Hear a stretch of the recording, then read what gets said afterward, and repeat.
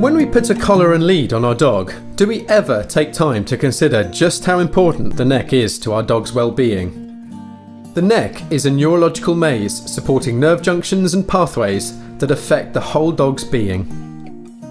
Strength and flexibility through the head and neck is crucial to a whole range of activities, from grooming themselves and eating to responding to sights and sounds, be it in a predatory or a defensive role.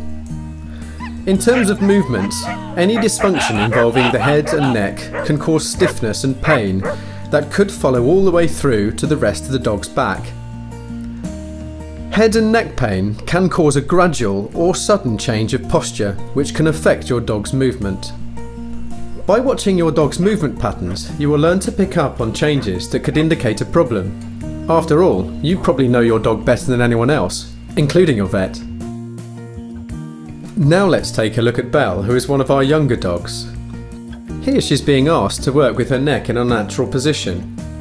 Movements like this will affect dogs of all sizes, even the small dogs like Belle. In fact, small dogs can suffer from neck issues because they are asked to frequently hold their heads and necks in an unnaturally high position, when given treats, to receive praise and commands, or just maintaining eye contact with their handler. Look how Belle extends her neck up towards her handler, tilting her head at the same time. This might not look too exaggerated, but when we compare it to Belle walking naturally, you can see that by holding her head and neck in this unnatural high position reflects on her whole body movement. Now let's take a look at something that probably all our dogs have done or will do at some stage of their lives, and how this could affect their head and neck. Here you can see George, who unfortunately has had an ongoing neck problem for the last couple of years. It is mainly in the brachiocephalicus muscle, a large muscle group that is involved in the movement of his neck and the extension of his shoulder. Even though his problem is only minor, he would not normally be allowed to jump out of the car. He is aware of his body's capabilities, and as you can see becomes concerned about the jump. He allows time for his body to adjust in preparation for the inevitable impact on landing. The moment he takes off, he seems to stiffen and his neck tenses. On landing, his body tries to dissipate and absorb the concussion, which due to the tension in his neck, he cannot do easily. The stress from this impact not only affects his neck, but his entire body too. Now let's compare George, with his neck problem, to Archie, who doesn't have any problems with his neck.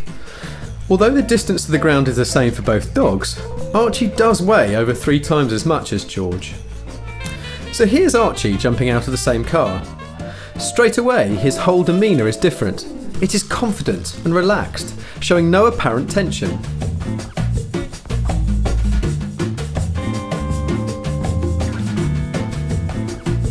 His neck extends, his expression, well, it's his normal laid-back self, and his body is ready to absorb the stress on landing, which he does comfortably and with ease, therefore reducing the effects of the concussion.